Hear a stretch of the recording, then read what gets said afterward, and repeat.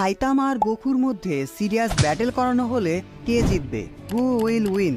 পুরো অ্যানিমে কমিউনিটিতে গোকু আর সাইতামা ফ্যানদের মাঝে এটা নিয়ে ডিবেট খুবই কমন।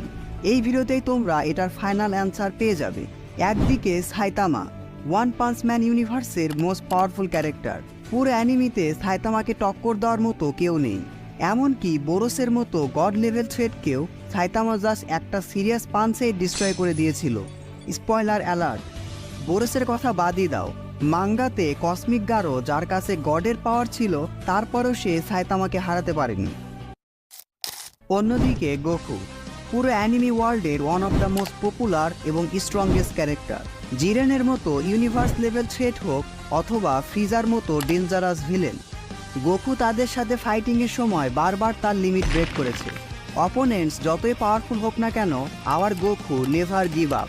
দেখো, ভিডিওর শুরুতেই বলে দেই, আপাতত গোকু ভার্সেস সাইতামার সিরিয়াস ব্যাটেলে the winner is Find a way! I entrusted everything to you! My pride, my promise, everything! Do it, Kakarot! হ্যাঁ, আপাতত। কেন এবং কিভাবে সেটাও এই ভিডিওটি দেখলে বুঝতে পারবে। এছাড়াও সাইতামাকেই কেন গোকুর মতো পাওয়ারফুল বিংয়ের রাইভেল ধরা হয় সেটাও জানতে পারবে। So keep watching. হ্যাঁ, সাইতামার মধ্যে গোকুকে হারানোর হিউজ পসিবিলিটি আছে, কারণ সাইতামার পাওয়ার হলো আনলিমিটেড। অ্যানিমে বা মাঙ্গাতে আমরা দেখেছি সে কিভাবে পাওয়ারফুল থেকে পাওয়ারফুল অ্যানিমের সাথে ফাইট করার সময়ের সাথে সাথে নিজেকে আরও পাওয়ারফুল বানিয়ে ফেলে। অন্যদিকে গোকুও স্ট্রং অপোনেন্টদের সাথে সবসময় ফাইট করতে পছন্দ করে। তাই এটা বলার অপেক্ষা থাকে না যে গোকু ভার্সেস সাইতামা ফাইটটা পুরো অ্যানিমি ওয়ার্ল্ডের one of the best fight হবে। এবং আমার কাছে মনে হয় সাইতামা নিজের ফুল পোটেনশিয়ালে গোকুকে হারিয়েও দিতে পারে। তোমাদের মতামত কমেন্ট বক্সে জানাতে ভুলো না। দেখেছো, আমি স্পষ্টভাবে বলেছি সাইতামা ফুল পোটেনশিয়ালে আসলে হারিয়েও দিতে পারে। 100% হারাতে পারবে সেটা বলিনি। 2000 years. যাই হোক, অ্যানিমি ওয়ার্ল্ডে একটা পপুলার ক্যারেক্টারের সাথে আর একটা পপুলার ক্যারেক্টারের সিরিয়াস ব্যাটেল করানো হলে কন্ট্রোভার্সি হবেই হবে, সে তুমি যতই যুক্তি প্রমাণ দাও না কেন। But the fact is fact, Saitama নিজের ইউনিভার্সে অনেক বেশি পাওয়ারফুল।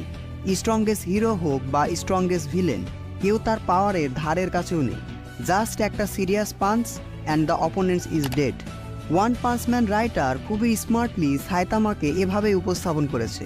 সাইতামা আসবে, অপোনেন্ট যতই পাওয়ারফুল হোক না কেন, দিন শেষে সাইতামার একটা পাঞ্চেই ডিস্ট্রয় হয়ে যাবে। এটাই ওয়ান পাঞ্চ ম্যান অ্যানিমে অর্থাৎ সাইতামার মেইন প্লট আর্মার। এটাই সাইতামাকে আলাদা করে বাকি অ্যানিমের সুপার হিরোদের থেকে। 100 push-ups, 100 sit-ups, and 100 squats, and a 10-kilometer run.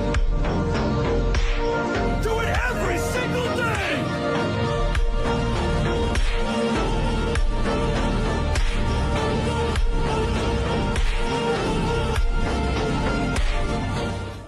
এজন্যই সাইতামার মধ্যে হিউজ পোটেনশিয়াল আছে গোকুর মতো এত পাওয়ারফুল সায়েনকেও টক্কর দেওয়ার। But Goku is Goku. গোকুকে এত সহজে হারানো কোনোভাবে সম্ভব নয়।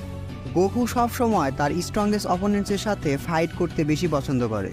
অপোনেন্টসকে মেরে ফেলা বা পুরো ইউনিভার্স মাল্টিভার্সে রাজত্ব করা এসব তার উদ্দেশ্য নয়। He just want to push his limit and save his family and friends. হ্যাঁ, গোকু শুধুমাত্র নিজের লিমিটকে বারবার পুশ করতে চায় এবং তার ফ্যামিলি এবং ফ্রেন্ডসদের সব রকম বিপদ থেকে প্রোটেক্ট করতে চায়। অপোনেন্টস যত বেশি স্ট্রং হবে, গোকু নিজেকে তত বেশি পুশ করতে পারবে। এর জন্যই গোকু স্ট্রংগেস্ট ফাইটারদের সাথে লড়াই করতে এত বেশি পছন্দ করে। Goku, are you finished? Beerus, my lord, is there something you wish to say? Here it comes.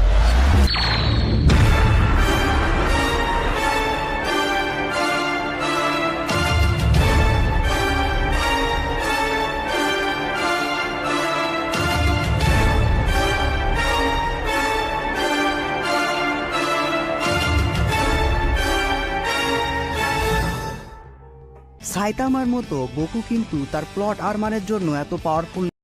গোকুর এত পাওয়ারফুল হওয়ার পিছনে তার এক্সট্রিম হার্ডওয়ার্ক, ফাইটিং ডেডিকেশন এবং নেভার গিভ আপ মাইন্ডসেট দায়ী। ড্রাগন বল অ্যানিমেতে আমরা দেখেছি ফ্রিজা, পারফেক্ট সেল, মাজিন বু, জিরেন, এমনকি গড অফ ডিস্ট্রাকশন বিরাসের সাথে ফাইট করার সময়ও গোকু নিজের স্পিডকে ধরে রেখেছিল। আমরা ড্রাগন বল ফ্যানরা গোকুকে এইভাবেই দেখে এসেছি যে অপোনেন্টস গোকুর থেকে অনেক বেশি পাওয়ারফুল হবে, কিন্তু গোকু তার নেভার গিভ আপ মাইন্ডসেট দিয়ে দিন শেষে তাকেও হারিয়ে দিবে। যে কোনো ফাইট জেতার জন্য গোকুকে অনেক স্ট্রাগল করতে হবে। এবার আশা করি সাইতামা ভার্সেস গোকু ফাইটিংয়ের বেসটা তোমাদের বোঝাতে পেরেছি। আর এই ভিডিওর লাইক টার্গেট হলো 400 লাইক কমপ্লিট হলে এরকম ভার্সেস স্পেশাল ভিডিও আরও আসবে। আর এরকম ভার্সেস রিলেটেড টপিক রেকমেন্ড করবে কারা? তোমরা। কোথায়? কমেন্ট বক্সে। এবার মূল আলোচনায় আসা যাক। সব অ্যানিমে ক্যারেক্টারেরই একটা পাওয়ার লেভেল থাকে, এটাকে তোমরা পাওয়ার লেভেল সাইন বলতে পারো। যে কোনো ভার্সেস ভিডিও বোঝার জন্য এটা তোমাদের সবারই জানা উচিত। পাওয়ার লেভেল সাইন বিভিন্ন রকম হতে পারে, যেমন ধরো planetary level, solar system level, Galaxy level, universe level, multiverse level, এমনকি অমনিভার্স লেভেল পর্যন্তও যেতে পারে। এর মধ্যে প্ল্যানেটারি লেভেল হলো যেই অ্যানিমে ক্যারেক্টার খুব সহজেই একটা প্ল্যানেটকে ডিস্ট্রয় করে দিতে পারবে। যেমন ধরো সাইতামা তার একটা পাঞ্চেই পুরো পৃথিবী সহ আশেপাশের সব প্ল্যানেটকে মুহূর্তের মধ্যে ডিস্ট্রয় করে দিতে পারে। এটা জাস্ট এক্সাম্পল হিসেবে নিলাম।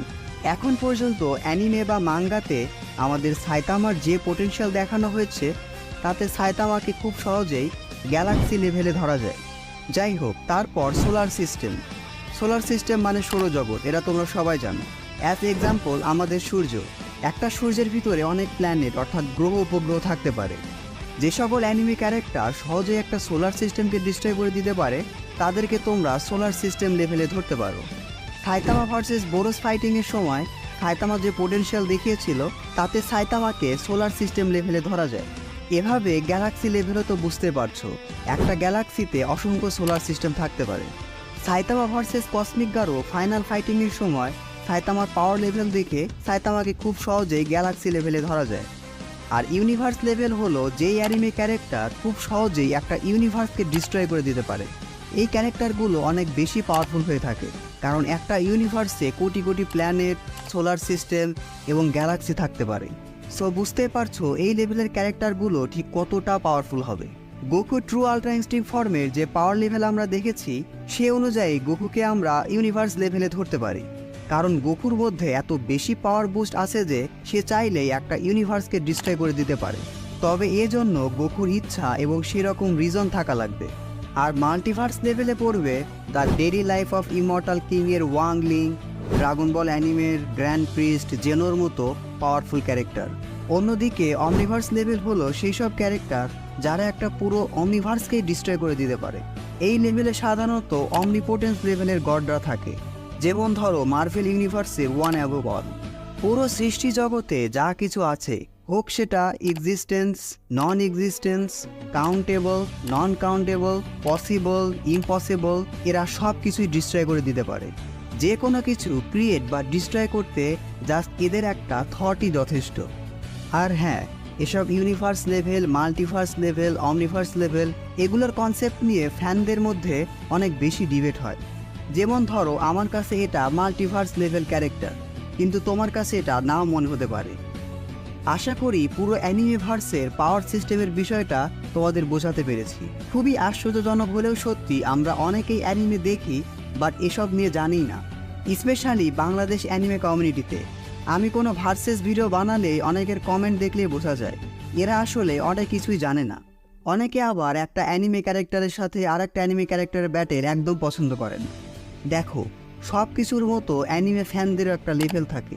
যারা নতুন নতুন ফ্যান তারা হয়তো এসব বুঝবে না, বাট যারা অনেক দিন ধরে অ্যানিমে দেখছে তাদের মাথায় এসব ভার্সেস প্রশ্ন ঘোরাফেরা করবেই, কারণ সে অনেক অ্যানিমে দেখে ফেলেছে। না জানি সেসব অ্যানিমেতে সে কত পাওয়ারফুল থেকে পাওয়ারফুল ক্যারেক্টার দেখেছে, তাদের পাওয়ার লেভেল সম্পর্কে জানতে পেরেছে। সো স্বাভাবিকভাবে এরকম ভার্সেস ভিডিও তাদের ভালো লাগবে, যেখানে যুক্তি তর্ক দিয়ে প্রমাণ করা হবে যে কে বেশি পাওয়ারফুল। এটা আসলে ক্রিঞ্জ নয়, এটা অ্যাডভান্স অ্যানিমে কমিউনিটি। বাইরের কান্ট্রিতে স্পেশালি সোশ্যাল মিডিয়া এসব ঘাটলে তোমরা ফ্যানদের মধ্যে নানা রকম থিওরি, ডিবেট সব কিছু দেখতে পাবে। ওরা এটাকে ক্রিঞ্জ মনে করে না। আমরা অনেক বাংলাদেশি ফ্যান আবেগে আপ্লুত হয়ে এসব কালচারকে ক্রিঞ্জ বানিয়ে ফেলেছি। বাংলাদেশি অ্যানিমে কমিউনিটি গ্রো করতে হলে এই বিষয়টা পরিবর্তন হওয়া দরকার। এজন্য এই ভিডিওটি তোমাদের সোশ্যাল মিডিয়া অর্থাৎ Facebook, Instagram, Twitter, Reddit, WhatsApp যেখানে পারো সেখানে তোমাদের বন্ধুদের মাঝে এই ভিডিওটি শেয়ার করে দাও। যাই হোক, আমার এই ভিডিওটি যে শুধুমাত্র অ্যাডভান্স অ্যানিমে ফ্যানদের জন্য, বিষয়টা এরকম নয়। যারা বিগিনার লেভেলে আছো বা যারা এই কালচারের সাথে পরিচিত নও তাদের জন্য এই ভিডিওটি। আশা করি আমি তোমাদের পুরো বিষয়টা অনেক ভালোভাবে বোঝাতে পেরেছি। যাই হোক, গোকু ভার্সেস সাইতামা ব্যাটেলে গোকুই জিতবে, কারণ গোকু হলো ইউনিভার্স লেভেল থ্রেট আর সাইতামা হলো গ্যালাক্সি লেভেল থ্রেট। তবে এখানেও কিছু কথা আছে। দেখো, ড্রাগন বল অ্যানিমে কিন্তু অনেক আগে, সেই ছোটবেলা থেকে আমরা ড্রাগন বল দেখে আসছি। এজন্য ড্রাগন বল অ্যানিমের পাওয়ার সিস্টেমটা আপগ্রেড হতে হতে এখন মাল্টিভার্স লেভেলে চলে গেছে। অন্যদিকে ওয়ান পাঞ্চ ম্যান অ্যানিমের মাত্র 2টা সিজন এসেছে, আর মাঙ্গাও ওই সোলার সিস্টেম বা গ্যালাক্সি লেভেলে আছে। ফিউচারে হয়তো ওয়ান পাঞ্চ ম্যান অ্যানিমের মেইন ভিলেন অর্থাৎ গডের এন্ট্রি হবে। গড হয়তো নিজেই এসে সাইতামার সাথে ফাইট করবে। তখন ওয়ান পাঞ্চ ম্যান হয়তো ইউনিভার্স লেভেল এমনকি মাল্টিভার্স লেভেলেও চলে যেতে পারে।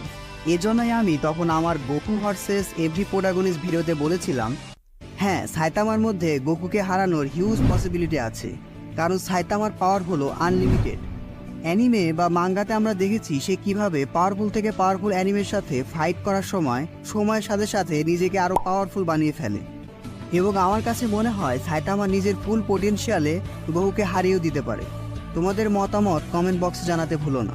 যাই হোক, এরকম ভার্সেস স্পেশাল ভিডিও তোমরা পছন্দ করলে এগুলো নিয়ে আরও ভিডিও আসবে। আজকে ভিডিওটি এ পর্যন্তই।